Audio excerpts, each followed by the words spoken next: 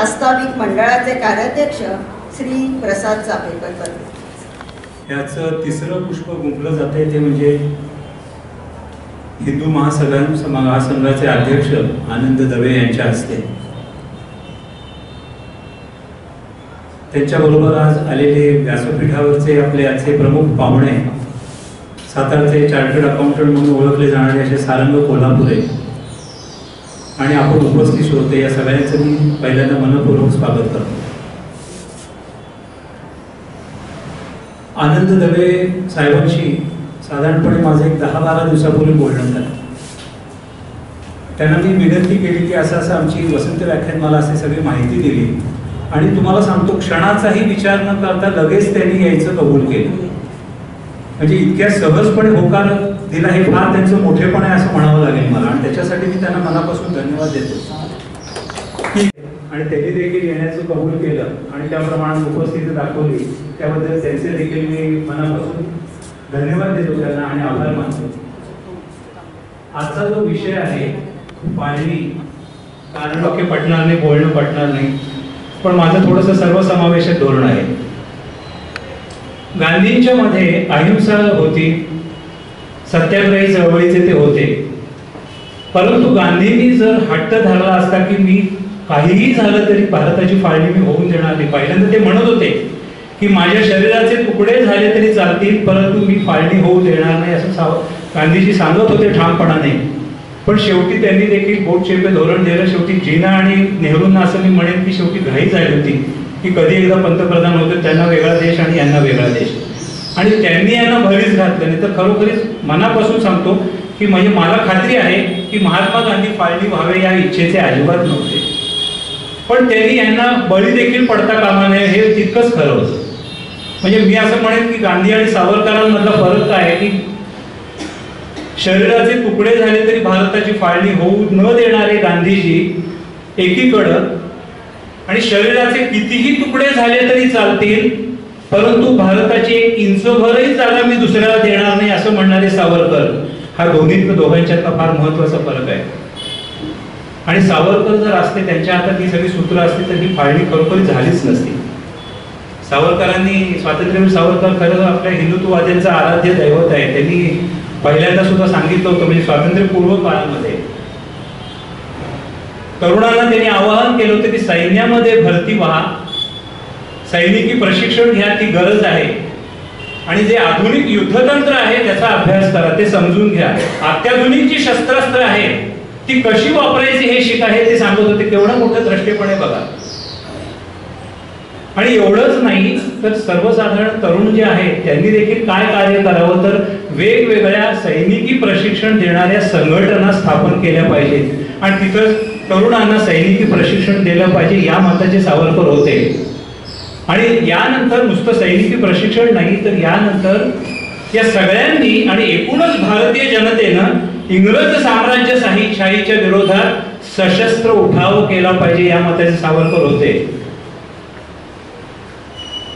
आणि या इंग्रज साम्राज्याची जी सत्ता जी आहे ती उलथवून टाकली पाहिजे या मताचे सावरकर होते. परंतु हे सावरकरांचं जे म्हणणं होतं सशस्त्र उठावाचं, इकडे या राज्यकर्त्यांनी दुर्लक्ष केलं. उलट त्यांनी इंग्रजांशी आणि मुस्लिम लीगशी या राज्यकर्त्यांनी सौदा केला आणि त्याचं निष्पन्न आपण काय बघितलं, फळ काय मिळालं, तर भारताची फाळणी, पाकिस्तानची निर्मिती, काश्मीर समस्या आणि भयंकर मोठ्या स्वरूपाच्या जातीय दंगली हे आपण अनुभवलं. हे खरं म्हणजे होऊ शकलं नसतं.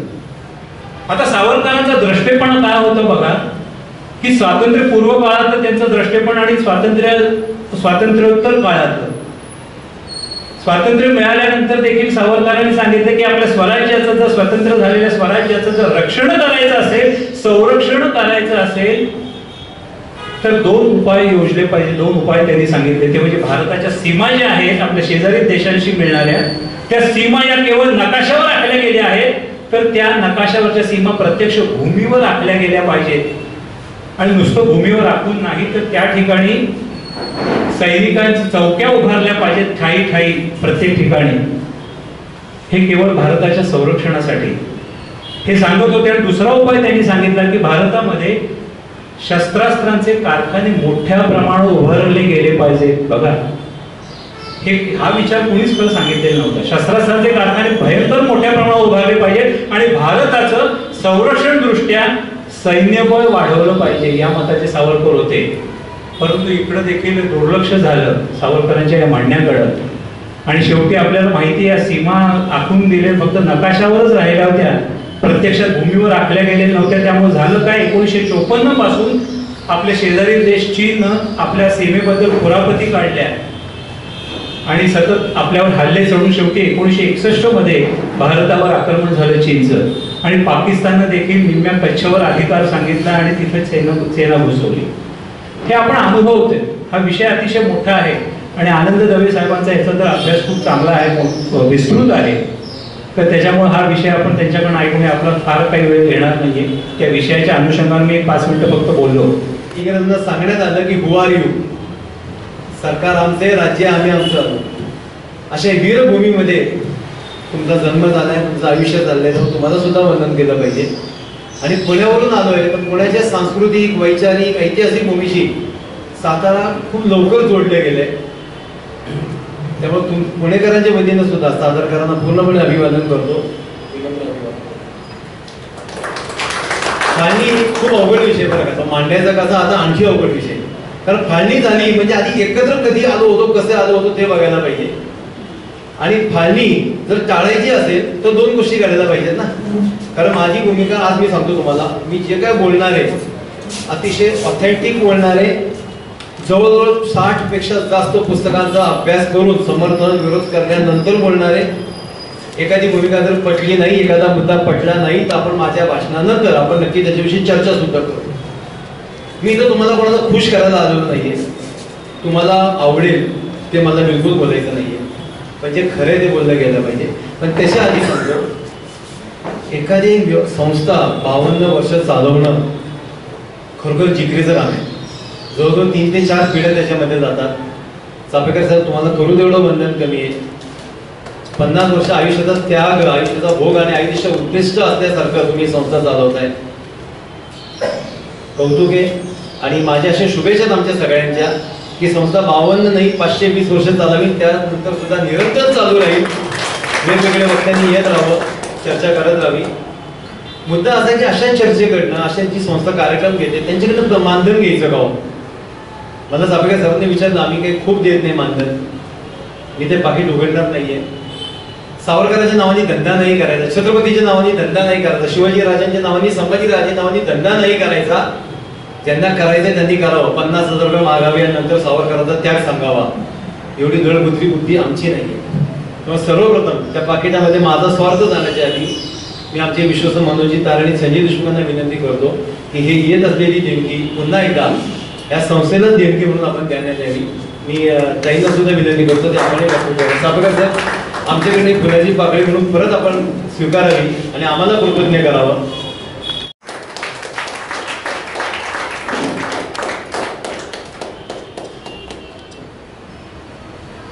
दोन धर्म ज्यांची वैचारिक एकता पाहिजे, सावरकरांच्या भाषेत सांगतोय, ज्यांचे आचार एकत्र पाहिजे, ज्यांचे विचार एकत्र पाहिजे, ज्यांची दैवत एकत्र पाहिजे. आपलं काय एकत्र होतं की आपण एकत्र राहू.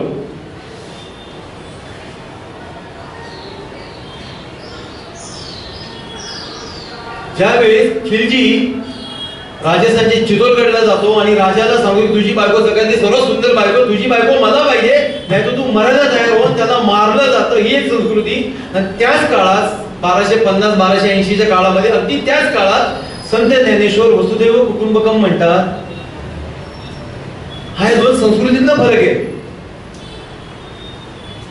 2 आचार विचारांमधला फरक आहे.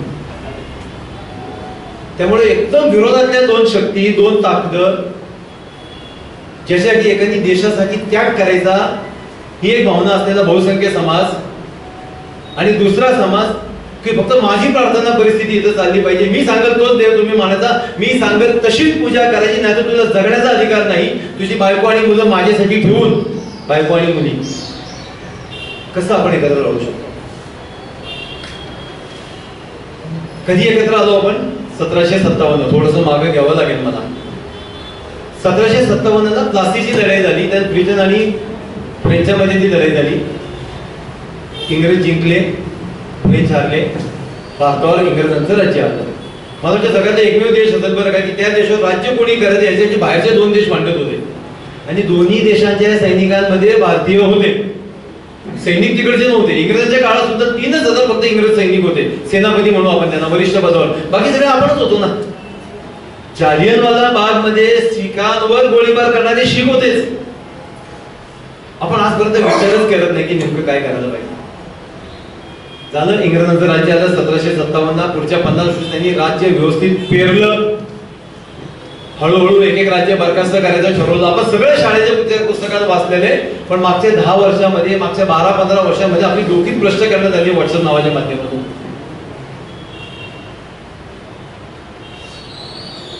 त्यानंतर होते 1857चा उठाव. मी थोडस धावता आढावा घेणार आहे.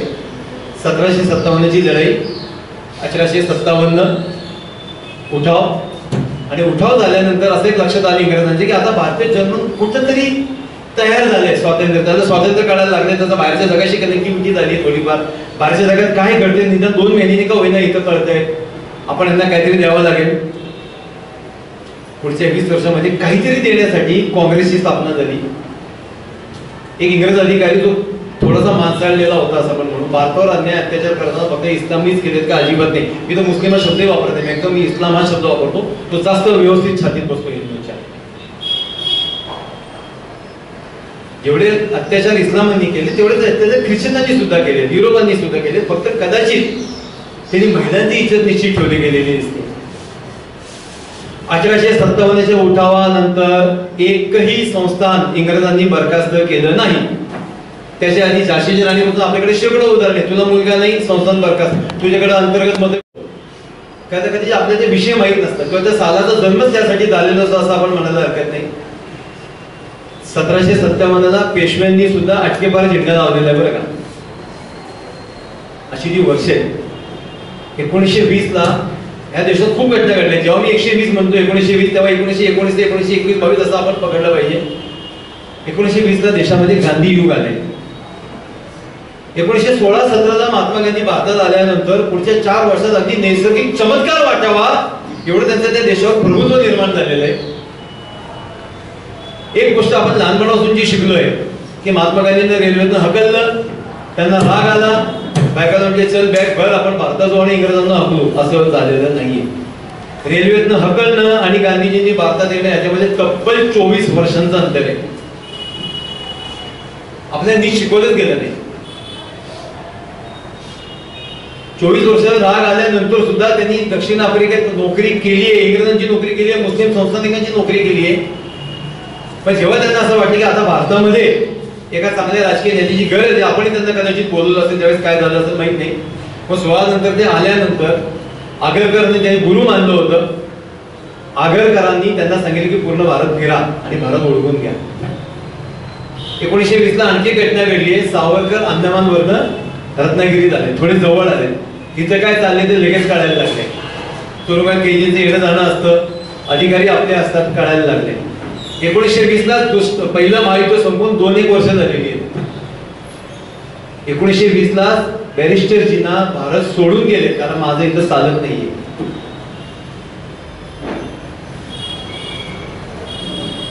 इंग्रजांच्या लक्षात यायला लागले की आता आपल्याला काही ना काही यांना द्यावं लागणार आहे, पण देताना कसं द्यायचं हा प्रश्न आहे. आणि 1920च्या आधी 1906ला, कारण स्वातंत्र्य दृष्टीपथात आलं होतं, जे जाणकार लोक होते, मी भारतीय राज्यकर्त्यांचं खरंच मनापासून म्हणजे त्याचं कौतुक आहे की नियतीची काही इच्छा असेल, ज्यांनी त्यावेळेस राजकारणात महत्वाच्या भूमिका बजावल्या, सगळ्यांचं नशीब चांगले, आपले नशीब चांगले की सगळ्यांना दीर्घ आयुष्य लागले. सगळे 80, 82, 85 असे जगले. हे सगळे बॅरिस्टर आहेत बरं का. Barrister Jinnah, barrister Vallabhbhai Patel, barrister Nehru, barrister Mohandas Gandhi, barrister Vallabhbhai Patel, हे सगळे बॅरिस्टर आहेत. सगळे हुशार आहे, सगळे इंग्लंडमध्ये शिकलेत, एकाच संस्थेमध्ये शिकण्याची शक्यता आहे. आणि काही वर्षाच्या अंतराचं गॅप घेऊन सुद्धा म्हणू शकतो की आपण ते क्लासमेट होते असं म्हणायला हरकत नाही. भारताची फाळणी ही जशी एक ऐतिहासिक आणि राजकीय सामाजिक घटनांना जशी ती गेम ऑफ पर्सनॅलिटी सुद्धा आहे, व्यक्तिमत्वाचे खेळ. प्रत्येक जण स्वतःला पाहिजे ते घ्यायचा प्रयत्न करत होता. राजकीय नेत्यामध्ये स्वार्थ असेल, देशाचे स्वार्थ होता, देशाचे स्वार्थ बघितला जात होता, व्यक्तिगत स्वार्थ सुद्धा बघितला जात होता, पण ते घडत होतं एवढं नक्की आहे. आणि हे गरज असतानाच फाळणी करायचीच आहे हे दोघांनाही मान्य आहे बरं का, म्हणजे काँग्रेसला आणि मुस्लिम लीगला सुद्धा. पण आपण फाळणीचे पातक आपल्या अंगावर घेऊ नये म्हणून फाळणी नको व्हायला म्हणून मिटिंगा सुद्धा होत होत्या. पण त्या मिटिंगामध्ये असं वाटलं की फाळणी कुठेतरी तोडली जाते, फाळणी होत नाहीये, तर पुन्हा फाळणीसाठी योग्य वातावरण सुद्धा केलं जात होतं. फाळणी काँग्रेसने केलं का? 100% काँग्रेसने केलं. त्यावर सत्ताच काँग्रेसची होती, सरकारच काँग्रेस होता आणि देशात एकमात्रच पक्ष होता ताकदवर. आणि काँग्रेसचा एकही अध्यक्ष आजही नाकारत नाही की आम्ही फाळणी नाही गेली म्हणून. फाळणी आवश्यक होती का हा प्रश्न आहे. 1920च्या आसपास लक्षात आलेले की देशाला आज ना उद्या स्वातंत्र्य मिळणार आहे. तसं हिंदू नेत्यांच्या लक्षात आलं तसं मुस्लिमांच्या सुद्धा लक्षात आलं की देशाला आज ना उद्या स्वातंत्र्य मिळणार आहे. मग स्वातंत्र्य मिळाल्यावर काय करायचं? मुस्लिमांच्या डोक्यात एक धारणा फिक्स आहे की हा देश त्यांनी आमच्याकडनं घेतलाय. खरं असं नव्हतं, देश त्यांनी मराठ्यांकडनं घेतला. मराठा साम्राज्य होतं. जोपर्यंत शनिवार वाड्यावर युनियन जॅक लागला नाही तोपर्यंत इंग्रजांनी अधिकृत घोषणा केली नाही की आम्ही भारत जिंकलाय. लढले फक्त मराठा. पण त्यांची एक धारणा होती आणि दिसत होतं की ह्या देशात हिंदू बहुसंख्या आहे. मग हिंदू बहुसंख्या असतील तर आमचं चालणार नाही. मग आम्ही काय करायचं? त्याच्या आधी 1906ला मुस्लिम लीगची स्थापना झाली.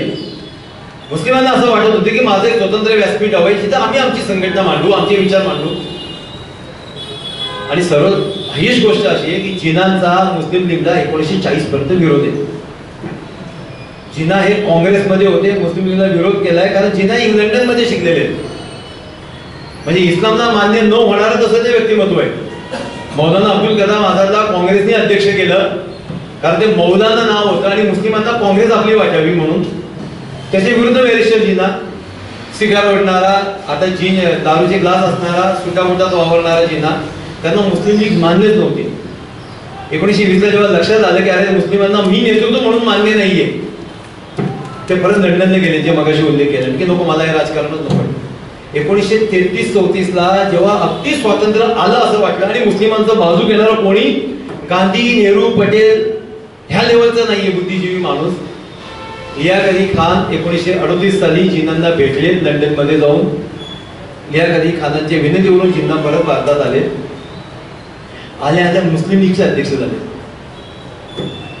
आणि नुसते अध्यक्ष नाही झाले तर अतिशय आक्रमक भूमिका, आक्रमक म्हणजे हिंसक भूमिका मांडली. हिंदूंच्या नेत्यांचं नाक दाबायचं आणि हिंदूचं प्रचंड होईल तेवढा दबाव आणायचा, बदला घ्यायचा, कोणीही करायचे, कारण त्याशिवाय आम्हाला पाहिजे ते मिळणार नाही. पुन्हा एकदा सांगतो, 1940 पर्यंत एकाही मुस्लिम नेत्यांनी देशाच्या फाळणीची मागणी केलेली नाही. त्यांनी मागणी काय केली माहितीये? सत्तेची मागणी केली. सत्तेची फाळणी. सत्तेची फाळणी म्हणजे काय? आम्हाला 50% धरा. ते त्यावेळेस 35% होते हिंदू, माफ करा मुसलमान, पण आम्हाला 50% धरा, हिंदूंचे इक्वल धरा, मिलिटरीमध्ये 50% जागा पाहिजे, सरकारी नोकरीत 50% जागा पाहिजे, राजकारणात 50% जागा पाहिजे, म्हणजे राजकीय मतदारसंघांमध्ये सगळीकडे आम्हाला 50% द्या. 1916ला लखनौ करारमध्ये लोकमान्य टिळकांनी 40% मान्य केलेले, जे की करार झाले, लखनौ पॅक्ट म्हणतात त्याला, की ठीक आहे तुम्हाला 40% जागा देऊ. काय भयंकर निर्णय हा काँग्रेसचा, म्हणजे लोकांविषयी आम्हाला आदर आहे, पण किती दबावाखाली यायचं आपण. तसं मी मगाशी सांगितलं की मौलाना अब्दुल कलाम आझादला काँग्रेसचे अध्यक्ष केलं आणि अध्यक्ष 7 वर्ष ठेवलं. काँग्रेसचे अध्यक्ष 2 वर्षांनी बदलले जायचे, पण मुस्लिमांना काँग्रेस आमची वाटावी म्हणून मौलाना अब्दुल कलाम आझाद अध्यक्ष 7 वर्ष. पण जेव्हा असं लक्षात आलं की काँग्रेसचा पुढचा अध्यक्ष पंतप्रधान होऊ शकतो आणि मौलानांनी डाव टाकायचा प्रयत्न केला, गांधीजींनी त्यांना हकललं आणि नेहरूंना अध्यक्ष केलं. लोक आपण इतिहासच विसरलो. 1940 नंतर सलग महाराष्ट्रात देशभरात घटना घडल्या. 1946 जानेवारी, फेब्रुवारी, मार्च, एप्रिल असं 15 ऑगस्ट 47 पर्यंत प्रत्येक महिन्यात अशी काही ना काही घटना घडली आहे जी फाळणीच्या बाजूने जाणारी किंवा विरोधक जागतिक स्तरावर इतिहास आणि भूगोल बदलणाऱ्या घटना घडल्या. इंग्रज वैतागले. इंग्रजांनी ठरवलं की आता तुम्हाला द्यायचं स्वातंत्र्य. एक लक्षात घ्या, आपल्याला स्वातंत्र्य कधी मिळणार होतं तुम्हाला माहितीये? जून 1948. किती लोकांना कल्पना आहे? इंग्लंडच्या पार्लमेंटमध्ये जून 48, 30 जून 1948 म्हणजे मिड 12 वर्षाचा, 12 महिन्यांचा, त्या दिवशी आम्ही स्वातंत्र्य दिवस असं सांगितलं होतं, त्या हिशोबाने तुम्ही तयारीला लागा असं सांगितलं होतं. पण त्याच्या आधी क्रिप्स येत आहे, रेड क्लिप येत आहे, सिमला करार होतोय. प्रत्येक ठिकाणी मुस्लिम लीग आपल्या बाजूनं म्हणजे आपल्या बरोबर असून चर्चा करते की अखंड भारत कसा असावा. पंडित नेहरू पहिल्यांदा पंतप्रधान कधी झाले? 15 ऑगस्ट 47 नाही, 2 सप्टेंबर 1946. त्याच्या आधी निवडणुका झाल्या. इंग्रजांनी ठरवलं ना आता तुम्हाला द्यायचं स्वातंत्र्य, मग द्यायचं कसं? जर आम्हाला द्यायचंय तर ते घ्यायला समोर कोणतरी पाहिजे ना. मग त्यांनी असं ठरवलं की 1945 निवडणुका घ्यायच्या. 1945 एंड आणि 46 ची सुरुवात या देशात पहिली निवडणूक, दुसरी निवडणूक झाली. त्याच्या आधीची निवडणूक 1935 साली झाली होती, जेव्हा इंग्रजांनी ठरवलं की केंद्र आमचं राहील, सेंट्रल आम्ही करू, म्हणजे दळणवळण. पुन्हा एकदा सांगतो, नीट ऐका बरं का, तुम्हाला क्लिक होईल. दळणवळण, परराष्ट्र खातं आणि संरक्षण हे आम्ही सांभाळू, बाकी सगळी संस्थानं राज्यांनी सांभाळावी. 1935 चा निर्णय, त्याला इंडिपेंडन्स ऍक्ट असं म्हणतात. त्याचा अर्थ असा आहे की राज्य स्वयंभू राहतील, तुम्ही तुमचा मुख्यमंत्री निवडा, तुम्ही तुमचा आमदार निवडा, मी आजच्या भाषेत सांगतोय, पण राज्यपाल आमचा राहील, राष्ट्रपती आमचा राहील आणि आम्ही सांगू ते होईल. तुमच्या राज्याचं बाकी तुम्ही तुमची संस्था चालवा, तुमच्या राज्याचा आर्थिक दळणवळण म्हणजे इकॉनॉमी आम्ही बघू, म्हणजे केंद्र बघेल, परराष्ट्र नीतीशीर व्यवहार आम्ही बघू, संरक्षण आम्ही बघू. हेच 370 आहे, हेच 370 आहे. 370 काढलं, 370 आणलं, 2 मिनिटं बाजूला काढ. हेच 370 आहे. आम्ही तुम्हाला सर्वाधिकार देऊ. 1935 ला देशातली पहिली निवडणूक झाली, 35 आणि 36 मध्ये. ज्या ज्या भागात मुस्लिम बहुसंख्य होते त्यांनी सुद्धा काँग्रेसला मतदान केले बरं का. 11 पैकी 8 राज्यात काँग्रेस आलं, 3 राज्यात मुस्लिम लीग आलं, पण बहुमत काँग्रेसला होतं पूर्णपणे. जवाहरलाल नेहरू पंतप्रधान झाले. ह्या त्यांच्या 46 ची गोष्ट सांगते मी. पंतप्रधान काळामध्ये लियाकत अली खान नेहरूच्या मंत्रिमंडळ मुस्लिम लीगचे, जे नंतर पाकिस्तानचे पहिले पंतप्रधान झाले. म्हणजे 46 पर्यंत सुद्धा फाळणी व्हावी का आणि कशी असावी याच्यावर चर्चा चालू आहे. आणि जेव्हा जेव्हा असं वाटतं की नाही फाळणी नाकारली, नको नको फाळणी नको, तेव्हा हे सगळे राजकीय नेते मिळून फाळणी व्हावी ह्या बाजूने सुद्धा चाललेले. गांधी वाचावे लागतील, नेहरू वाचावे लागतील, वल्लभभाई पटेल वाचावे लागतील, सगळ्यांचे आत्मचित्र व्ही मेनन वाचावे लागतील, तर तुम्हाला फाळणी खरी करणार आहे. शेवटी 1960 डायरेक्ट ऍक्शन डे सुद्धा तुम्ही ऐकलं असेल, शाळेमध्ये आलाय आपल्या. जिन्नाला जेव्हा असं वाटलं की मला पाहिजे ती फाळणी मिळतच नाहीये, मला पाकिस्तान मिळतच नाही, मी फाळणीची खूप तुम्हाला सांगितलं आता की धावता आढावा घेतोय, तेव्हा जिन्नांनी डायरेक्ट ऍक्शन डे काढला. लकीली ती 15 ऑगस्ट तारीख होती, 15 ऑगस्ट 1946. त्या दिवशीच्या शुक्रवारी जो जो मुस्लिम कलकत्त्यातून बाहेर पडला त्यांनी दिसत तो हिंदू मारला. सोहरावर्दीचं सरकार होतं, त्यांनी जाहीरपणे पोलिसांना सुट्ट्या दिल्या. मागच्या 200 वर्षाच्या इंग्रजांच्या आणि त्याच्या आधीच्या काळात आणि पुढच्या आतापर्यंतच्या 75-80 वर्षाच्या काळात पोलिसांना कधीही सुट्ट्या दिल्या जात नाही. त्यांनी अधिकृत सुट्ट्या दिल्या होत्या पोलिसांना, कारण ठरवतच होतं हिंदूंवर दबाव आणायचं काम झालं. शेवटी परत चर्चेला बसले. इकडे इंग्रज एक योजना 30 कमिशन पाठवलं, कशी करायची फाळणी. एक काम करा, देशाचे 3 भाग करा, हिंदू बहुल, मुस्लिम बहुल आणि तिसरा तटस्थ. जिन्नांनी नाही स्वीकारलं, नेहरूंनी नाही स्वीकारलं, मग तसं करा. दोन्ही ऐकायला तयार नाही, मग असा एक पर्याय द्या. नाही, शेवटी इंग्रजांनी ठरवलं एक काम करा, आम्ही जसं आलो होतो 3 जून 1947 एटली पंतप्रधान झाले इंग्लंडचे. एटलीचं थोडंसं जाताचा उल्लेख करतोय, मजूर पक्षाचे पंतप्रधान. 20-25 वर्षानंतर सत्ता आली, पण 1917-18 साली लोकमान्य टिळकांनी मजूर पक्षाला त्यांच्या निवडणुकीमध्ये देणगी दिली होती, अधिकृत देणगी दिली होती 200 पाऊंडांची. आणि त्यावेळेस ऍटलीनी त्यांना लिहून लेखी आश्वासन दिलं होतं की जर आमचं सरकार आलं तर आम्ही भारत स्वतंत्र करू. 20-25 वर्षानंतर सुद्धा तिथले राज्यकर्ते शब्द पाळायचे इंग्रजांचे, हे अजून विशेष. त्यांनी शब्द पाळला. तिथल्या लोक पार्लमेंटमध्ये ठराव केला आणि ठराव असा केला की आता आम्ही 1 वर्ष थांबण्याची तयारी नाही, 3 जूनला आम्ही घोषणा करतो, 15 ऑगस्टला आम्ही भारत स्वतंत्र करणार. आणि तुम्हाला कसा पाहिजे, तुमचं आणि आमचं एकमतच होत नाही. आम्हाला वाटतं तुम्हाला असं द्यावा, मुस्लिम लीग म्हणजे असा नाही देणार, काँग्रेस म्हणजे आम्ही असा नाही घेणार. आम्ही जेव्हा आलो होतो तेव्हा जी भारताची स्थिती होती तसं आम्ही भारत स्वतंत्र करून जातो. म्हणजे 565 राज्य 565 राजे भांडा आपापसात. अगदी महाराष्ट्रात एक गादी होत्या, साताऱ्याची एक गादी होती, कोल्हापूरची एक गादी होती, फलटणकर निंबळकरांची एक गादी होती. तसे वेगवेगळे राजे तुम्ही मांडा. कारण इंग्रजांना भारतावर पासरी मारायची होती. जाता बदला घेणं म्हणतात ना.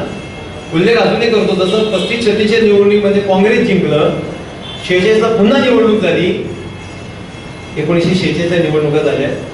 त्या निवडणुकीत 2 बाजूंची मतदान झाली. फक्त 2 मतदान होती, वेगळे 2 अजेंडा होते. काँग्रेसचा अजेंडा होता आम्हाला पूर्ण बहुमत मिळालं, आम्ही अखंड भारत ठेवू.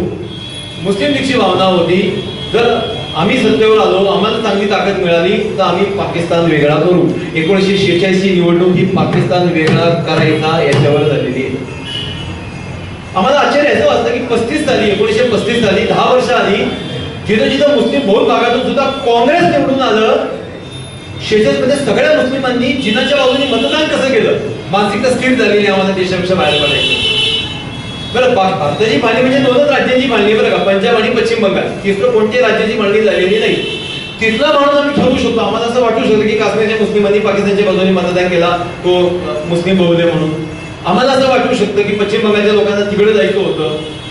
पण सर, साताराच्या मुस्लिमांनी सुद्धा मुस्लिम लीगच्या बाजूने मतदान केलेलं आहे. जिथं पदवी सरकार स्थापन झालं, आम्ही नेहमी जाहीरपणे सांगतो की ज्यांनी पाकिस्तानच्या बाजूने मतदान केलं ना, तुम्ही त्यांच्या नातवांबरोबर राहताय आज सुद्धा. किंवा उलट, तुम्ही आता ज्यांच्याबरोबर राहताय त्यांच्या आजोबांना पाकिस्तान वेगळा पाहिजे होता, त्यांनी घेतला. झालं 565 राजे स्वतंत्र झाले. काय करायचं आम्हाला माहित नाही. त्यावेळेस आपलं नशीब चांगलं आहे की नेहरूंसारखा नाही आवडणार तुम्हाला कदाचित. कारण माझं वाचन नक्कीच असं एवढं सांगू शकतो, नेहरूंसारखा पंतप्रधान होणं आणि वल्लभभाई पटेलांसारखं गृहमंत्री होणं हे देशाचं भाग्य होतं. हे देशाचं भाग्य आजपर्यंत आपल्याला आलंय. मोदींसारखा पंतप्रधान, अमित शहा सारखा गृहमंत्री होता. दोघांची प्रचंड मैत्री, जुनी मैत्री. नेहरू आणि पटेलांना एकमेकांशी प्रचंड आदर आहे. आपण हे वस्त्रच्या कंट्या सोडून द्या, नेहरूंना हकललं, पटेलांना काढलं, पटेलांना हकललं, काही नाही काही नाही. वल्लभभाई पटेलांना पंतप्रधान करायला पाहिजे होतं. तुला कोण विचारते? पटेलांचं वय काय? पटेल त्यानंतर स्वातंत्र्यानंतर 3ऱ्या वर्षी गेले. 1950ला वल्लभभाई पटेल गेले. देशातली पहिली सार्वत्रिक निवडणूक लोकशाही मधली भारत स्वतंत्र झाली 52 झाली आहे, तर वल्लभभाई पटेल जिवंतही नव्हते. मग कसं करणार पंतप्रधान? बरं, पंतप्रधान पदाचा एक ऑरा असतो, त्याला विदेशातलं ज्ञान पाहिजे. त्यावेळी जगात, अख्ख्या जगामध्ये 2च लोकांना जग ओळखत होतं भारतीयांना, महात्मा गांधी आणि पंडित नेहरू. ज्या देशाच्या इतिहासामध्ये गेली 1200 वर्ष फक्त दंगल आणि काटछाटे, फक्त मुलगी कापली गेली, त्या देशामध्ये कंपन्या आणायच्या, त्या देशामध्ये गुंतवणूक आणायची आहे आणि त्याच देशाची अंतर्गत सुरक्षा सुद्धा व्यवस्थित करायची आहे. नेहरू आणि पटेल यांनी असं ठरवलेलं दिसतंय की मी जगात फिरतो, तू राज्य आणि देश सांभाळ. तसं सांभाळलं गेलंय. वल्लभभाई पटेलांची कुठलेही एक वाक्य असं नाही की मला पंतप्रधान का नाही गेलं. त्यांच्या मर्यादा माहिती होत्या. 1935 ते 1942-43 पर्यंत वल्लभभाई पटेल सिमलामध्ये आजारी होते, पॅरालिसिस झालेले त्यांना. ते 8 वर्ष तिथे शांतीतच होते. नंतर परत योग्य तब्येत झाल्यावर आले, तरी 50 गेले. आज सुद्धा जे मोदी करू शकतात ते अमित शहा नाही करू शकत. जे अमित शहा करू शकतात ते मोदीजी नाही करू शकत. ही वस्तुस्थिती आहे. स्वभावातला फरक आहे ना. तर आपलं नशीब चांगलं की ह्या असे दोन्ही पंतप्रधान गृहमंत्री मिळाले. 565 पैकी 560 संस्थानं वल्लभभाई पटेलांनी 1.5 महिन्यात भारतात आणली. जे इंग्रजांना वाटत होते की कधीच शक्य नाही होणार. चर्चेचं दादांचं मोठं वाक्य आहे, ते अधिकृत वाक्य आहे. मी जे बोलतो ते व्हॉट्सअपवरचं, फेसबुकवरचं ज्ञान नाही. चर्चिलने सांगितलंय गांधीजींना की गांधीजी आम्ही गेल्यावर देशाची वाट लावेल. गांधीजी म्हटले चालेल, देशाची वाट लागली तरी चालेल, पण ती आम्ही लावलेली असेल, निदान तुम्ही नको येतं. धाडस लागते सांगायला. इंग्लंडला जेव्हा ते गोलमेज परिषदेची भेटायला गेले, राणीचा पीए तिथं आला आणि गांधीजींना विनंती केली त्यांनी की गांधीजी आमचा ड्रेस कोड ठरलेला आहे, डार्क ग्रे कोट ब्लेझर किंवा डार्क ब्लॅक ब्लेझर तुम्ही घाला. गांधीजी फक्त असले. दुसऱ्या दिवशी असेच त्यांचा जो नेहमीचा पंच होता तसे इंग्लंडच्या राणी पुढे गेले. ती इंग्लंडची राणी जिथं त्यावेळी जगातल्या 80% देशांवर राज्य होतं. राणीने विचारले गांधीजी तुम्ही असे कसे आलात? गांधीजी म्हणजे काय करू, माझे सगळे कपडे तर तुम्ही घेतलेले, तुम्ही आम्हाला देशाला लुटले. विदेशी कपड्याची ही सुद्धा होळीची एक प्रकारची नाही जाणं. आपली योग्यताच नाही सर. आपण गांधी वाईट का नेहरू वाईट का सावरकर वाईट म्हणणं अजिबात नाही, अजिबात नाही. 565 पैकी 500 संस्थांना वल्लभभाई अशी अशी अशी जमाली. बरं, संस्थांना खालचा होताना त्या राजांना दुःखही झाले. भोपाळचा राजा तर हार्ट अटॅकने मेलाय सही केल्यानंतर. एकाने सांगितलं मी सही करतो, माझ्या घरच्यांना सांगू नका. 15 दिवसांचा मी हळूहळू बायकोला म्हणवतो संस्थान खालचा करा. पण ही तडजोड केलीये लाईन लावून एका दिवसात. मला तो दिवस आता आठवत नाही, पण 219 राजांचं खालचा करा वल्लभभाई साम दाम दंड भेद करत घेतलंय. 565 पैकी 560 5 राहिले. काश्मीर राहिलं, जुनागड राहिलं, हैदराबाद राहिलं, खालचं एक नाव विसरतो, अशी 5 राज्य राहिली. ह्या 5 राज्यांची परत एक मेक आहे बरं का राहिली 5 राज्यांना? कारण बाकीची सगळी राज्य हिंदुस्थान बहुत होते आणि हिंदूंचा राजा होता. एक जोधपूरचं सोडलं, जोधपूरचा राजा हिंदू, प्रजा हिंदू, पण जिनाशी एवढी मैत्री की जोधपूर हे पाकिस्तानमध्ये विलिनीकरण झालं म्हणून अग्रीमेंट पण झालेलं आहे जिनांचं. पटेलांना कळलं, पटेलांनी सैन्य पाठवून जोधपूर ताब्यात घेतलं. जोधपूर सुद्धा संयुक्त राष्ट्रसंघात आहे बरं का, फक्त काश्मीर नाहीये. युनो मध्ये ज्याला आपण म्हणतो, पाकिस्तानने सुद्धा काही विषय नेलेले आहेत. म्हणजे कागदोपत्री जोधपूर पाकिस्तानच्या ताब्यात, पण मिलिटरी वाईज भारताच्या ताब्यात. नंतर ते सुटलं. जुनागड मध्ये आपण काय केलं? जुनागड मध्ये प्रजा हिंदू, राजा मुस्लिम. जिनांनी जुनागडवर क्लेम केला की मला जुनागड पाहिजे, कारण राजा मुस्लिम आहे. जुनागड जिनांना बिलकुल नको होतं. मी जे सुरुवातीला सांगितलं ना, गेम ऑफ पर्सनॅलिटी, व्यक्तिमत्वाचे खेळ चालले. आपण एकमेकांना आजमावतोय की कसं काय करताय. पटेल म्हटले नाही, राजा जनता हिंदू आहे, मतदान घेऊ. जिना म्हटली ठीक आहे मतदान घ्या. मग काश्मीरमध्ये तेच करायचं, मतदान घ्यायचं. काश्मीरमध्ये प्रजा हिंदू आहे, राजा हिंदू आहे, प्रजा मुस्लिम आहे. त्यांना खात्री आहे. जिनांनी एका ठिकाणी दिले की Kashmir is a apple in my pocket. मी ते कधीही खाईल, सफरचंद माझ्या हातात घेऊन बसलोय मी. नेहरूची गेम कशी आहे की यांच्या सगळ्यांची चर्चा झालेली. अरे आपण जुनागडला जर मतदान घेतलं तर तो पण काश्मीरला मतदान मागेल. ठीक आहे ना, आता हे जर घेणं ताब्यात त्यावेळेस बघू ना.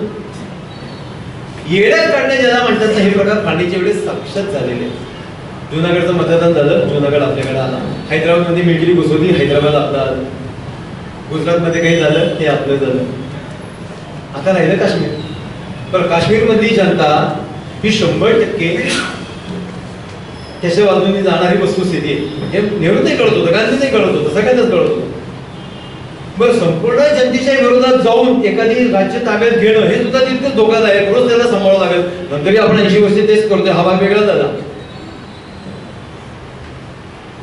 मग तिथे काय केले गेले तर नेहरूंनी शेख अब्दुल्ला नावाचा एक बुजगावणा जोकर उभा केला. कारण उद्या जर काही झालं तर मुस्लिमांच्या बाजूचा पण एक चेहरा माझ्याकडे पाहिजे. शेख अब्दुल्ला आणि जिना याचं कधीच जमलेलं नाही. त्यामुळे उद्या जिनांच्या विरोधात म्हणजे पाकिस्तानच्या विरोधात असला एक मुस्लिम चेहरा मला पाहिजे. नेहरूंनी त्याला उभा केला, त्याला मोठा केला. जेव्हा जेव्हा शेख अब्दुल्ला दिल्लीमध्ये यायचे तर नेहरूंच्या घरात राहत होते. एवढी त्यांनी मैत्री केली. बाकी नेहरूंची आई आणि त्यांची आई एकत्र दिसली, काय नको, आपण नेत्यांच्या चारित्र्यात नको जायला, फालतूपणा करू नका. मला परत कोणी एक जण म्हटलं का राजीव गांधी, माफ करा, राहुल गांधी आणि फारुख अब्दुल्लाचा मुलगा तो काय ओमर अब्दुल्ला एकसारखे दिसतात. मला कुठं साक्षात्कार झाला? दोघांच्या आई वडिलांमध्ये पण 80 वर्षाचं अंतर, अफेअर धरलं तरी सुद्धा कुठे तुम्हाला काय सुचतं काही कळत नाही. पण ते झालं. शेख अब्दुल्लानी ऐनवेळी जे इस्लामने आजपर्यंत केलंय तेच केलं, गद्दारी केली. मला काश्मीर, त्यांचं म्हणणं साधं होतं, आम्ही कोणावर जायचं ठरवायचं ना, मग आधी आम्हाला मुक्त करा. आम्ही एक गुलाम राष्ट्र असताना आम्ही ठरवूच कसं की आम्ही कुठे जायचं, आम्हाला मुक्त करा. काश्मीरला आधी स्वतंत्रता घोषित करा, मग आम्ही ठरवू की आम्ही भारतात जायचं का पाकिस्तान जायचं. अतिशय चपकत बसणारे डाव आहे. नेहरूंना, गांधीजींना, काँग्रेसना आणि जिन्नांना सुद्धा असा पॅक करणारा डाव आहे, चेकमेट करणारा डाव आहे. तिथे नेहरूंनी काय केलं माहिती आहे? जवळच्या मित्राला अटक केली, जेलमध्ये टाकला. बक्षी नावाचं तिथे दुसरं बुजगावणं उभं केलं, त्याला पंतप्रधान केला, त्याच्याकडनं सही घेतली, आम्ही विलिनीकरण करतोय. हे घडलंय सगळं.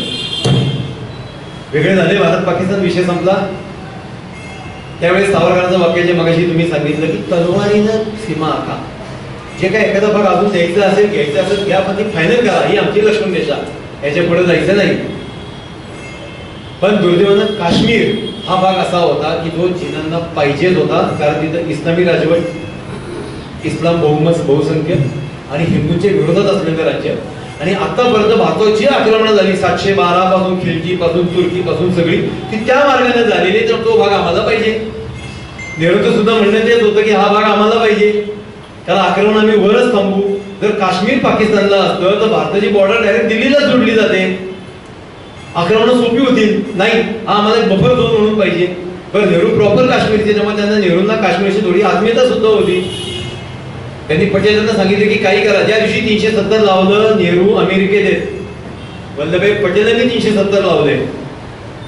आपण दोष देताना आपण काय करतो, आपण खूप सब्जेक्टिव्ह होतून दोष देतो. आमचं असं तर दोष कमी द्यायचा, त्याचा असं तर दोष जास्त मारायचा. करतो का नाही खरं सांगावं. पश्चिम बंगाल मधल्या हिंदूंवर अत्याचार झाला तर आम्ही मोर्चे काढतो. पण औरंगाबाद मध्ये 3 महिन्याआधी हिंदूंवर अत्याचार झाला, घरं जाळली गेली, दुकानं मारली, फोडली डोकी, ठरवून फोडली. 3 तासात सगळे गायब झाले, एकही माणूस पकडला गेला नाही. आपण रस्त्यावर येत नाही कारण सरकार आमचं आहे ना, हिंदूंचं आम्ही कसं बोलणार. हिंदू सब्जेक्टिव्ह झालाय, हिंदू स्वार्थी झालाय, हिंदू अंध झालाय झालं. आणि नंतर काय झालं, पाकिस्तानचं काश्मीरवर आक्रमण. भारत स्वतंत्र फक्त 2.5 वर्ष झाली बरं का, माफ करा 2.5 महिने झाले आणि आक्रमण. राजा हरिसिंग, पण हरिसिंगाची स्टोरी परत अशी आहे की शिखांचं राज्य होतं काश्मीरवर शेवटी मुस्लिमांचं राज्य संपलं. तो डोगरा राजघराणे इंग्लंडकडनं 75 लाखामध्ये काश्मीर विकत घेतलेले. गुलाब महाराज हरिसिंगांचे वडील गुलाब महाराज, हे सगळं उपलब्ध आहे, गुगलला गेला तरी पुस्तकं सगळी आहेत. 75 लाखाला, त्यावेळेच्या 75 लाखाला काश्मीर विकत घेतलंय. विकत तुम्ही 10 वर्ष झाली, तुम्ही आमचं काश्मीर परत घेताय. हरिसिंग तडपडणारच ना, पैसे तर वसूल उद्या म्हणणार. त्यावेळेचे 75 लाख मी नाही देणार, त्याचं तेच चुकवणं. आम्ही स्वतंत्र राहू, आम्ही हे करू. माउंट बॅटननी त्याला समजवलंय, अरे तू भारत आणि पाकिस्तान वेगळे झाले, दोन्हीच्या मध्ये तू हे झाले, दोन्ही राष्ट्रांचं पुढची 10-20 वर्ष तरी जमेल असं मला वाटत नाही. दोघे तुझ्यावर आक्रमण करतील, तू वेगळा लपडं करू नको, तू कुठेतरी एकाकडे जा. पण नाही, मला वेगळंच व्हायचंय. भारताचं नशीब चांगलं असं मी म्हणतो. मी हा प्रत्येकाचा दृष्टिकोन असू शकतो की इस्लाम यांना असं वाटलं की काश्मीर ताब्यात घेण्यासाठी हल्ला करावा.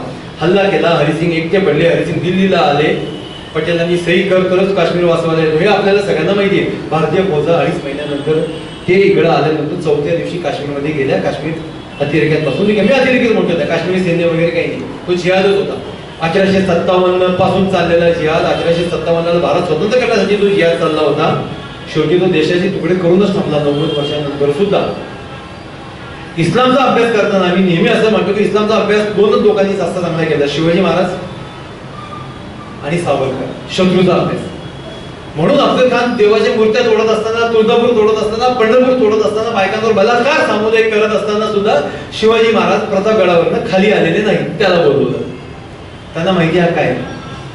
दुर्दैवाने संभाजीराजे चुकले. औरंगजेब हे सगळं करत असताना संभाजीराजे खाली उतरले आणि काय झालं ते आपण. तसा सावरकरांनी सुद्धा इस्लामचा अभ्यास केला. सावरकर प्रत्येक वेळी पावले काँग्रेसच्या नेत्यांना सांगतात खऱ्या देशाची फाळणी होताना दिसतीये, मुस्लिम बहुसंख्या मागताना दिसतोय, तुम्ही मुस्लिम भागात हिंदूंची संख्या वाढवा. पण जसं मी काँग्रेसचा उपकार म्हणतो तशी नावं सुद्धा ठेवतो. गांधींचं अतिशय घाणेरडं इस्लाम प्रेम की कधीतरी कुठेतरी एकत्र येतील. त्या नादात असंख्य हिंदूंना सुद्धा मारण्याचं पाप गांधीजींनी सुद्धा केलं. त्यांनी आक्रमण केल्यानंतर आपण वाचवायला गेलो, त्याला एक सही केली, त्याला म्हणतात लेटर ऑफ एक्सेशन. पाकिस्तान, माफ करा, काश्मीरचं भारतामध्ये विलिनीकरण झालेलं नाही, समाविष्टकरण झाले. लेटर ऑफ एक्सेशन तुम्ही जर गुगलला गेला तर सापडतं. जोपर्यंत पुढचा निर्णय होत नाही तोपर्यंत भारतीय सैन्य काश्मीरमध्ये संरक्षण करत, नंतर आम्ही बहुमताचा निर्णय घेऊ. हे नेहरूंचं संयुक्त राष्ट्रसंघाला, पाकिस्तानला, जगाला सांगण्यात आलेलं आहे. लेटर ऑफ एक्सेशन, विलिनीकरण नाही, बाकीच्या राज्यांचं विलिनीकरण. मग आता तोपर्यंत काय करायचं. बाकीच्या राज्यांनी तर सगळं ऐकलं, दळणवळण तुमचं, हे तुमचं. काश्मीरला सुद्धा ह्याच 3 गोष्टी दिल्या गेल्या. त्या कलमाचं नाव 370. 370 काढताना काँग्रेसचे नेत्यांचे पुन्हा सांगतोय मी, कदाचित पुढच्या वर्षी तात्काळ नाही बोलवणार मला, पण त्यात एक वाक्य टाकलं होतं नेहरूंनी, दिस इज अ टेम्पररी ऍडजस्टमेंट. ते जर टाकलं नसतं तर 370 निघालं नसतं. दिस इज अ टेम्पररी ऍडजस्टमेंट. आणि त्यात त्यांचा एक शब्द होता की भारताचा राष्ट्रपती कधीही हे कदम काढू शकतो. आमच्या दुर्दैवाने काँग्रेसच्या राज्यामध्ये 50-60 वर्षात त्यांची ती इच्छाशक्तीच झाली नाही. ह्या सरकारने दाखवली, निश्चितच कौतुकास्पद आहे, निश्चित कौतुकास्पद आहे. त्यांनी ती इच्छाशक्ती दाखवली. पण जर ते वाक्य नसतं तर दोन प्रकारचे क्लॉज दिले होते 370 काढताना. एक, काश्मीरच्या विधानसभेने ठराव करावा की आमच्यावरचं 370 काढावं, दिल्लीने ते मान्य करावं, किंवा दिल्लीचा राष्ट्रपती कोणत्याही सरकारी आदेशाने तो काढू शकतो, कोणाच्याही मान्यतेची गरज नाही. राष्ट्रपती सर्वोच्च देशात त्याच आधारावर काढलं गेलं, परमानंटलाच हायलाईट केलं गेलं. म्हणून सुप्रीम कोर्टामध्ये ते टिपलं की 370 हे परमानंट होतं, सॉरी टेम्पररी होतं अशी सही आहे, म्हणून आम्ही ते काढतो. टेम्पररीला मुदत दिली नव्हती 10 वर्ष का 100 वर्ष, आम्ही काढतो. जे नावं ठेवतात ना 370 आणलंच का गेलंच का, कारण मुस्लिम बहुल राज्यामध्ये, मुस्लिम देशांमध्ये मुस्लिम प्रजेला काहीतरी मी तुला वेगळं देतोय असं सांगितल्याशिवाय ते येणारच नव्हते. आणि काश्मीर आपल्याला आवश्यक होतं, पाहिजेच होतं. आता प्रश्न असा आहे की जे काश्मीरचं सैनिक आपल्याकडे आलं, आपण त्यांना परत हाकलायला लढाईत गेलो आणि थोडं थांबलो का, आपण पीओके का निर्माण झालं, बरोबर ना? प्रश्न वगैरे राहतो. आपण नेहमीच होतो नेहरूने पुढे जायला पाहिजे होतं. मागच्या 80 वर्षात एकही देशाचा, या देशाचा एकही पंतप्रधान पीओके आम्ही ताब्यात घेऊ अशी घोषणा करत असला तरी कृती करत नाही. पीओके ताब्यात घेणं म्हणजे एका रात्री 2 कोटी मुल्ला भारतात घेण्यासारखे आहे. आज काल सुद्धा आपण तिथपर्यंत धडक मारली, आपण तिथं बॉम्ब फोडले, आपण घेऊ असं म्हणत नाही. घेणं शक्य नव्हतं का? नक्की होतं. नेहरूंनी तेच केलं. नेहरूंना सरकारी आदेश आहे, सैनिकांना पूर्ण आदेश आहेत की उरीपर्यंत जा आणि थांबा. उरी तुम्हाला आठवते काय घडलेलं आहे? उरीपर्यंत जा आणि थांबा, कारण उरीपर्यंत बामलेक असं काहीतरी गावाचं नाव आहे, तिथून पुढे मुझफराबाद पाकिस्तानची बॉर्डर सुरू होते. हे तेच आहे मुझफराबाद आणि पाकिस्तानची बॉर्डर, पीओकेचा भाग, जिथं पाकिस्तानी 48 साली आक्रमण केलं, 47 साली, तेव्हा तिथं सगळे लपून बसले होते. तिथं ड्रेस बदलले पाकिस्तानी सैनिकांनी. सैनिकांच्या गणवेशातले आले, तिथं ते धोतर पायजामा घातला तो लूज, आणि काश्मीरी नागरिक वाटावे असे ते आतमध्ये आले. मग तो अतिरेकाचे 8 अड्डे काल आपण उद्ध्वस्त केले, ते सुद्धा सगळे संपले असं नाही, परवा उद्ध्वस्त केले. पण तिथं अतिरेकाचे अड्डे, तो भाग आपल्याला भारताच्या आज समोरून घ्यायचा आहे.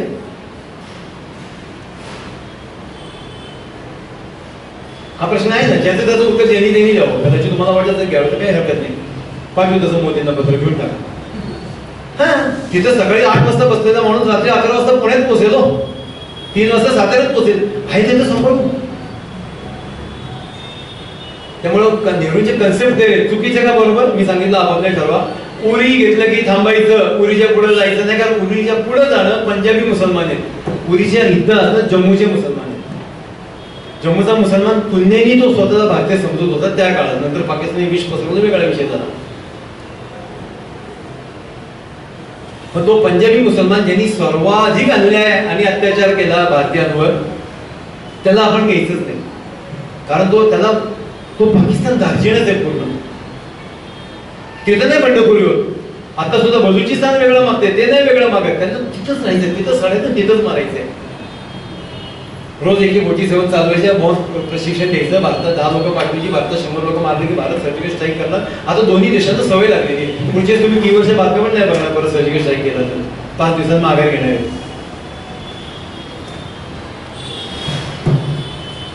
ही पाण्याची स्टोरी बोलून मी तुम्हाला सांगेन. आपण उरीपर्यंत थांबलो. आता जो भारत दिसलो तो तसा 1947 डिसेंबर जानेवारी पर्यंत, 48 जानेवारी 1 जानेवारी 1948 साली युद्धबंदी. आता जो भारत डोळ्यांपुढे दिसलो तो दिसायला. कारण झाली, आम्हाला एकत्र जायचंच नव्हतं. तुमचे आमचे संस्कार वेगळे, फाळणीची प्रक्रिया झाली. आता फाळणीचे परिणाम. पहिला परिणाम महात्मा गांधींची हत्या. गोडसेने असं सांगितलं म्हणून आपण विश्वास ठेवू बरं का. गोडसेने सांगितलं की देशाची फाळणीसाठी गांधी जबाबदार, मी गांधींना मारून टाकलं. गांधी जबाबदार का? तर निश्चित जबाबदार. कारण गांधीने काही झालं की उपोषणाला बसायचे, उपोषणाला बसले की इंग्रज त्यांचं ऐकायचे. बाबासाहेब आंबेडकर पुन्हा पॅचच्या वेळेस नाही, तुम्ही दिल्लीला जी स्वतंत्र राज्य मागताय ना, मी बसतो उपोषणाला, मांडी घालून बसला की बाबासाहेब तिकडे गेले, त्यांनी सह्या केल्या, सांगितलं गांधीजी मला तुमची भूमिका बिलकुल पटलेली नाहीये, पण तुम्ही माझ्यापेक्षा मोठे नेते आहात आणि देशाला तुमची गरज आहे म्हणून तुमचं ऐकतोय. मला हेच कौतुक आहे गांधीजींचं की ते उपोषणाला बसले नाही. ऐकलं असतं कदाचित. पण 1940 पर्यंत हिंदू आणि मुस्लिम एकसंख्येची बातमी करणारे, भाषा करणारे गांधीजी 1942 नंतर चले जाऊ म्हणताय. त्याच्यामुळे लक्षात आलं नाही की दोघं नाही एकत्र येऊ शकत. गैरशीर होता तो माणूस, वेळा नक्की नव्हता. मूर्ख असेल, भोळा असेल, फसवला गेला असेल, फसवलं पण असेल त्यांनी लोकांना. सर आपल्यापैकी मी ह्या भागातल्या सांगतो, तुमच्यापैकी कोणालाही फाळणीची झळक पोचलेली नाहीये, बरोबर? कारण महाराष्ट्रात तसं दोन्हींनी काहीच झालं नाही. आपल्याला फाळणी झालं तर वाईट वाटतं ना. कदाचित मी मागे यायच्या आधी नक्की वाटतं, आता असं वाटत होतं की बरं झालं, पण तरी सुद्धा फाळणी जखम आहे ना. मग ज्या नेत्यांनी स्वतंत्र देश होण्यासाठी 50-50 वर्ष भांडले, जेलमध्ये गेले, त्यांना फाळणी करणं खरंच चांगलं वाटलं असेल का? काय करतो आम्ही त्यांना माहित नसेल, येणारी पिढ्या तोंडावर शेण घालणार माहित नसेल. पण काही निर्णय घ्यावे लागतात, काही निर्णय घेतले गेले. दुसरा इम्पॅक्ट, आता गोडसेंनी सांगितलं गांधींनी त्यासाठी मारलं, आपण त्याची गोडसेंवर आपण विश्वास ठेवतो. पण प्रश्न असा आहे की 1934 साली जेव्हा पाकिस्तानची मागणीही नव्हती, 1939 साली जेव्हा फाळणी हा विषय पण नव्हता, 55 कोटी तर खूप लांबचा विषय, कारण फाळणीचाच विषय नव्हता, त्यावेळी सुद्धा 1939 साली पुण्यामध्ये महानगरपालिकेत जेव्हा गांधीजींचा सत्कार करण्यात आला, तिथं बॉम्ब फोडला होता. ती गाडी फक्त गांधीजी दुसऱ्या गाडीत बसले होते. हे कशासाठी केलं? पुणेच कनेक्शन होतं, नगरचं कनेक्शन, गोडसे कंपनीचंच कनेक्शन, नगरचं कनेक्शन. पाचगणीमध्ये गांधीजींचं अपेंडिक्सचं ऑपरेशन झालं, पाचगणीमध्ये राहायला गेले. तिथे हे गोडसे, दिगंबर तेच लोक चाकू घेऊन मारायला गेले होते. गांधीजी मोगाळ केला होता, गांधीजी वाचले होते, तेव्हा कशाची करत होतो आपण?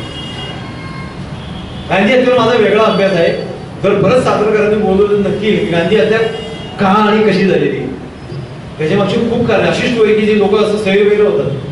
पण 2 मिनिटं मान्य करू की गोडसेंनी गांधीजीची हत्या केली फाळणीमुळे. फाळणीचा पहिला परिणाम, फाळणीचा दुसरा परिणाम, गांधी हत्येमुळे स्वातंत्र्यवीर सावरकरांना आठवलं. सर्व हिंदुत्ववादी संस्था त्याच्यामुळं 50 वर्ष मागे गेल्या. परत हिंदुत्ववाद्यांना चांगले दिवस येण्यासाठी 2014 यावं लागलं, गोधरा घडावं लागलं. तोपर्यंत हिंदुत्ववादी संघटनांना कायमचा चोप असला. सावरकरांनी स्वतः सांगितलंय की गोडसेंनी 4 गोळ्या मारल्या, 3 गांधीजींना आणि 1 हिंदुत्ववाद्यांना. आताची 80-85 जी लोक आम्हाला भेटतात ते सांगतात ना, अरे सावरकरांनी मी बघितले शेवटच्या काळात शनिवारच्या त्या पायरीवर बसलेले असायचे, थोडंसं विमनस्क अवस्थेत होते. सावरकरांची पत्नी वारली तेव्हा त्याच्या घराचा मृतदेह नेताना हॉलमधून मृतदेह नेला तर सावरकर बाहेर नाही आलेले, एवढे विमनस्क अवस्थेत गेलेले होते. हेची फळं काय ममता बाला, मी कशासाठी सगळं केलं होतं? जेलमध्ये जाण्यासाठी. स्वातंत्र्यानंतर पहिल्या 3 महिन्यात मी जेलमध्ये जातो, काही न करता. आणि आमची लोक तशीच झाली. गांधीजीचा होता डाव, काही वाचलं नाही तुम्ही. सावरकरांनी लोकांना हात मारले गेले, तू काय केलं? कारण त्यांना माहिती होतं की कनेक्शन होणार. नेहरूंना ते पाहिजे होतं, हिंदुत्वाचा बदनाम करायची नेहरूंना ते पाहिजे होतं. नेहरू तिथे केलं, काँग्रेस तिथे केलं, निश्चित केलं. पण ती संधी कोणी दिली?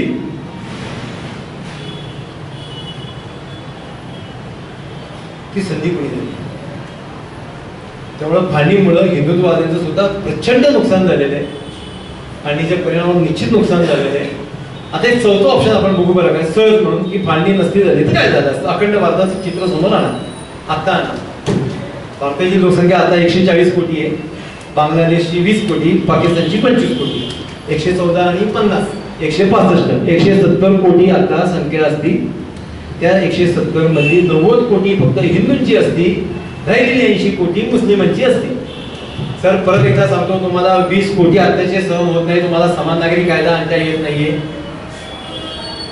तुम्हाला आता सुद्धा ते ओबीसीचं कौतुक करावं लागते. परवा पंतप्रधान म्हणजे देश का लाडला बच्चा, कारण तो पाकिस्तानवर टीका करतोय. अरे हा तोच ओबीसी आहे ज्यांनी लोकसभेमध्ये पॅलेस्टाईन जिंदाबाद म्हणत स्वतंत्र खासदारकीची शपथ घेतली आहे. ते सफिया कुरेशी त्या ताईला लोकांच्या समोर आणावं लागते रोजच्या पत्रकार परिषदेमध्ये. त्याचं अँकरिंग 4 नंबरचं आहे. म्हणजे हायरार्की जरी बघतो की कोणी बाजू मांडावी प्रेसच्या समोर, तर त्यांचा 4था नंबर होतो. त्यांच्या वर 3 अधिकारी आहेत, पण त्यांना दाबून कुरेशी नावाचा आडनावाचा व्यक्ती लोकांच्या जगाच्या समोर आणावी लागते आमची लोकशाही दाखवण्यासाठी. आम्हाला आज सुद्धा मोदी की स्वागत द्यावी लागते.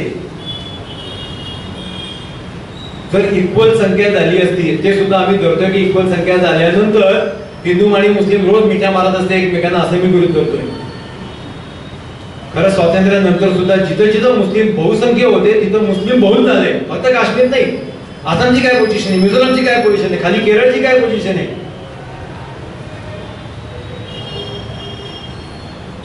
तुम्हाला हे सहन झालं असतं का? आपण 90 कोटी ते 70 कोटी, सर आपण 50 कोटीवर आलो असतो. भारतातल्या खासदारांची संख्या 540 असती आणि काश्मीर आणि बांगलादेशच्या मिळून लोकसभेतल्या खासदारांची संख्या 580 असते.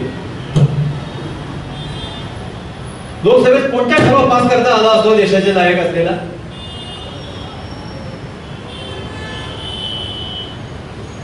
कोणता ठराव आपण पास करू शकलो असतो लोकसभेमध्ये? 370 काढता आलं असतं का राम मंदिर बांधता आलं असतं?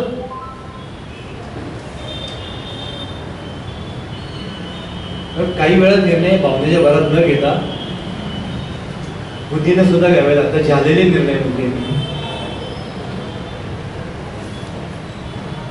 बरं, यांचा इतिहास बघा ना. पाकिस्तानचा एकही राज्यकर्ता पूर्ण आयुष्य जगला नाही हो पहिल्यापासून. त्याला दुसरा जो येतो तो फाशीच देतो. आमच्याकडे अटल बिहारी वाजपेयींचं सरकार एका खासदाराच्या मताने पडतं, पण आम्ही लोकसभेत आणि विधानसभेत जल्लोष करतो सगळे की अरे आमचा एकच मत कमी होतं, दुसरा म्हणतो कासेबन आम्ही पाडलं. आम्ही संध्याकाळी मित्र असतो, दिवसभर चर्चेमध्ये व्यक्तिगत विरोध करून सुद्धा. हे आमचे संस्कार आहेत. तुम्हाला कोणता कायदा आणता आला? देशात कसा कायदा पास झाला असता? आजपर्यंत फाळणी म्हणजे देशाचा शाप असंच गृहीत करून बोललं गेलं, लिहिलं गेलं. आम्हाला अभिमान अशा गोष्टीचा की हिंदू महासंघ पहिला आहे, तुम्हाला नाही पडत तरी की वेगळी सुद्धा भूमिका मांडतोय आम्ही. आम्हाला हा देश स्वच्छ ठेवायचा, आम्हाला देश स्वतंत्र ठेवायचा, आम्हाला देश पीसफुल ठेवायचा आहे. माझी बायको आणि मुलगी पेहलगामला गेली, माझा भाऊ पेहलगामला गेला, तर मला भीती नको वाटायला तो परत येईल का नाही. मला खरं सांगतो, छाती ठोकपणे सांगा आज वर करून की जे परवा पेहलगाम मध्ये घडलं ते साताऱ्यामधल्या कोणत्या तरी बागेत होऊ शकत नाही असं तुम्हाला किती लोकांना वाटतं? ते मरणच टिकलेले आहेत ना, त्यांना काय बॉम्बच लावायचे? मग मी पेहलगामला मेलो काय आणि इथं मेलो काय?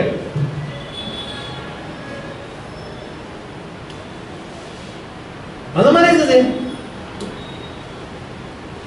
अशा ठिकाणी जिथं 2000 लोक जातात फिरायला, तिथे एकही मिलिटरीचा माणूस असू नये. गुप्तचर खात्याचं अपयश आहे हे आमच्या गुप्तचर खात्याचं अपयश आहे. पाकिस्तानचा पंतप्रधान 2 दिवसाआधी म्हटला की आम्हाला अशी भीती आहे की पुढच्या 24 किंवा 36 तासात भारत आक्रमण करणार, असंही आमच्या गुप्तचर खात्याकडनं आलेली माहिती आहे. आपण ऐकलं होतं का नाही? नेमकं त्या 36 तासातच आपलं आक्रमण झालं. म्हणजे त्यांची गुप्तचर यंत्रणा जास्त चांगली आहे बा आपल्यापेक्षा. त्यांनी अटक केलेलं कळलंच नाही.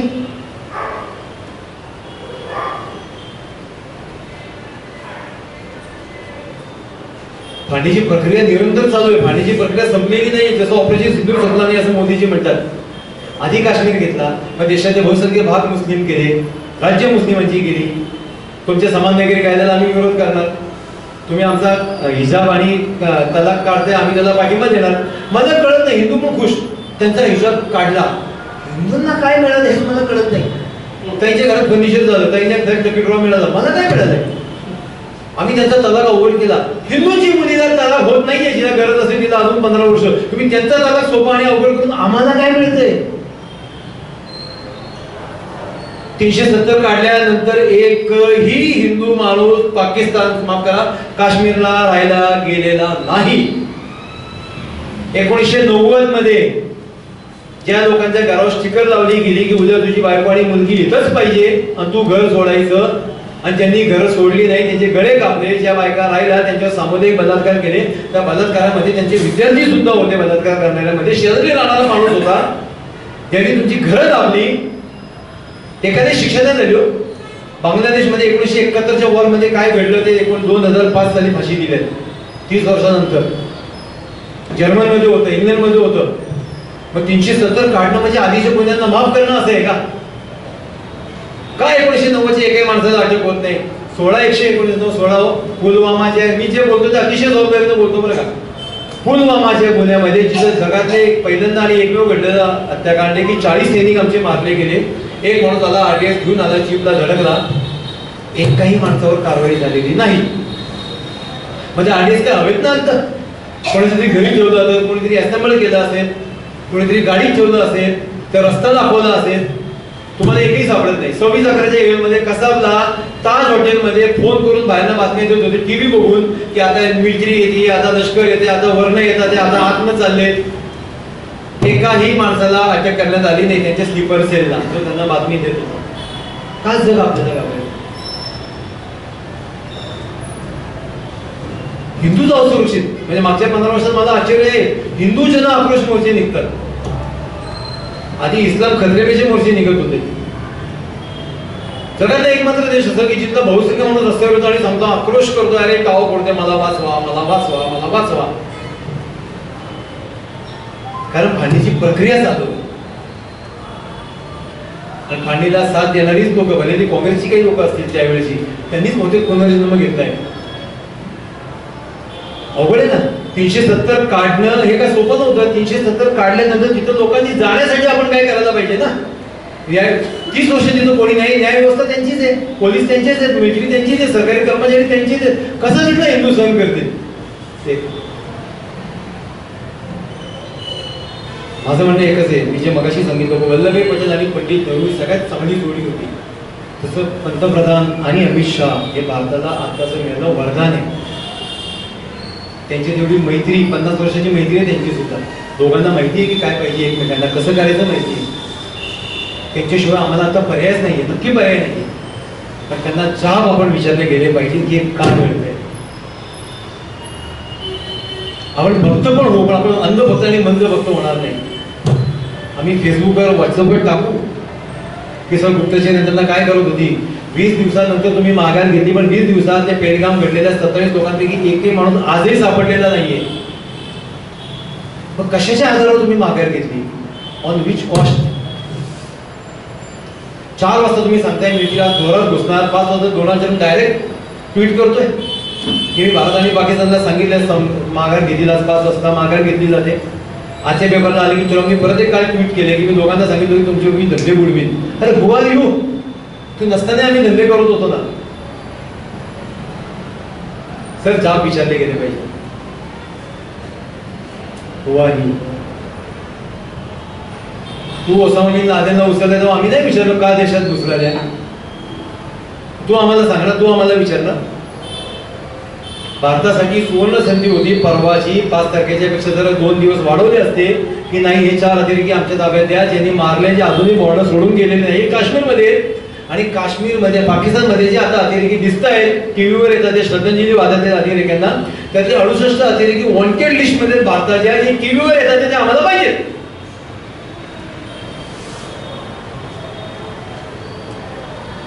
ट्रम्प असं म्हणते की भारत आणि पाकिस्तान दोघांना समजवलं, दोघांनी शांती ठेवली. अरे आमची बरोबरी होऊच शकत नाही. पाकिस्तानची जीडीपी आणि एकंदरीत टर्नओव्हर जो आहे ना, तो एकट्या रिलायन्स पेक्षा कमी हो. 70 वर्षात आपल्याला एक जवळचं राष्ट्र ताब्यात नाही ठेवता आलं. मी जिंकायचं, हारायचं सोडून द्या, नेस्तनाबूत करण्याचं सोडून द्या, आपल्याला बॉर्डर नाही सुरक्षित करता आलं 70 वर्षात. म्हणते मी, या सरकार का त्या सरकार नाही, सरकार आमचं असतं, सरकार देशाचं असतं, पंतप्रधान कोणत्याही पक्षाचा असतो तो आमचा असतो. 250 किलो RDX आलं ना, हे 2 अतिरेकी आले ना, आणि जाहीरपणे सांगितले गेले मिलिटरीकडे की पाकिस्तानच्या बॉर्डरमध्ये 2 अतिरेकी आले. पेहलगाममध्ये जे काय केलं 2 स्थानिक होते, आणि आम्हाला अशी शंका आहे की ते पाकिस्तानला परत पळून गेले. अरे त्या सिग्नलचा चौक आहे ना तो, की सिग्नल तोडून परत गेले. आणि परत तुम्ही आपण सगळे त्याचं भांडवल करणार, मग परत अजून मतदान करणार, अजून निवडून आणणार. आणलं पाहिजे. मी म्हटलं की सरकार हेच कामाचं आहे, दुसरं नाही. पण जाब विचारायला पाहिजे. आता देश तिसऱ्या फाळणीचे करेल, आणि आताची फाळणी आपल्याला परवडणार नाही. कारण आता 30 जिल्हे, भारतातले 30 जिल्हे असे की जिथे हिंदू नाहीच आहे. जसं काश्मीरमध्ये मागच्या 20 वर्षातल्या निवडणुका हिंदूंनी मतदानच नाही केलेलं, हिंदू तिथं गेलाच नाही. मुस्लिमांनी नाही सांगितलं की त्याला बोलवून मतदानाचा अधिकार त्यालाही द्या. ते जर व्हायला नको असेल ना, हे तुम्हीच काम करू शकता, पण तुम्ही काम करत नाही हे व्यक्त व्हायला पाहिजे. फेसबुकवर बघताय, व्हॉट्सअपवर व्यक्त व्हा. भाजपच्या स्थानिक नेत्यांना, संघाच्या नेत्यांना सांगा, चापेकर सर हे परवाचं नाही आवडले लोकांना, आम्हाला नाही आवडलं, आम्ही बोलू शकत नाही, आमच्या भूमिका तुमच्या मान्य आहे. पण सर्वसामान्य लोकांच्या माझ्यापर्यंत आले, सांगा. त्यांची यंत्रणा खूप फास्ट आहे, वरपर्यंत बरोबर पोचतं. पण व्यक्त व्हावं लागत नाही तर देश तिसऱ्या फाळणीकडे. हैदराबाद हातातनं जाईल, जुनागड हातातनं जाऊ शकतो, आसाम, मेघालय, केरळ. भारत काय असं वाकड्याकडे चालू करायचं काय आपल्याला? हिंदूंना येऊ नका म्हणून सांगितलं जातं आणि हिंदू जात नाही. काश्मीरमध्ये काय झालं, कट्टी काढून मारणं, त्यांना काय माहित नव्हतं, हिंदू दिसत नाही त्यांना चेहरा नाही, यात्रेकरू प्रवास दिसत नाहीये.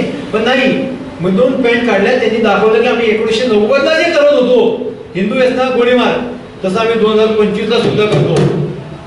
आणि धमकी एवढी आहे की जाऊन सांगा तुमच्या मोदींना की मी तुम्हाला पॅन्टी काढून मारलंय. ही हिंमत कुठं येते? ही हिंमत कुठं नाही? खूप बोलण्यासारखं करतो. खूप हिंदू महासंघ वेगवेगळ्या विषयांवर चर्चा करतो, वेगवेगळ्या विषयांवर व्याख्याने घेतो. जसं मगाशी मी सांगितलं, व्याख्यानाचा 1 रुपया सुद्धा आम्ही घेतो. जाण्याचा खर्च आमचा पंचेवाडा. आणखी जर कुठं वाटलं काही बोलायचं आहे नक्की आम्हाला बोलवा.